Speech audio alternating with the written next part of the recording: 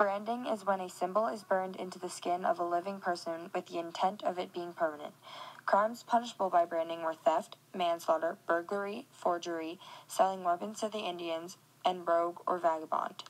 You could be branded with a T for theft, an M for manslaughter, a B for burglary, F for forgery, I for selling weapons to the Indians, and an R for rogue or vagabond.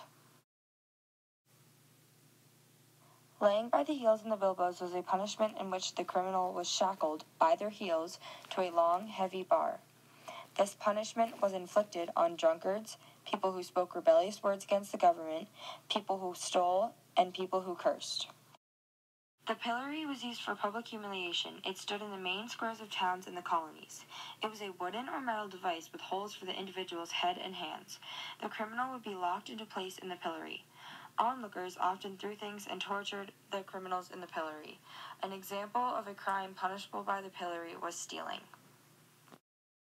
When a criminal in the colonial time period was sentenced to the ducking stool, they were tied to a chair which was connected to a post on the bank of a river. The chair would hover over the river, and the committer of the crime would be plunged into the river however many times their sentence called for. This often was a punishment for slanderers, brawlers, brewers of bad beer, and bakers of bad bread. The stocks were a wooden device used for public humiliation, much like the pillory. When sentenced to the stocks, the criminal would sit with their legs extended and their ankles would be locked into the wooden boards. This allowed for spectators to insult, tickle, kick, or spit on the offender.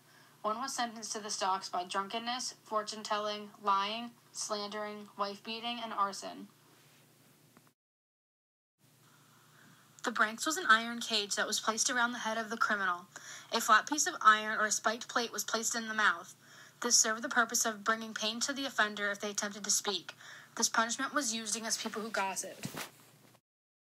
The hangman was in charge of burning the books. Burning of the books commenced when books were filled with lies, scandals, rebellion against government, and criticism about the court or general thoughts of times. The whipping post is a sentence of 10 to 40 lashings to the back. White men and Indians received this punishment for stealing, shooting fowl on the Sabbath, swearing, selling rum to the Indians, perjury, lying, intemperate drinking, name-calling, pickpocketing, and throwing out the dirty water from your clothes onto the streets. Most criminals were usually given 10 lashes.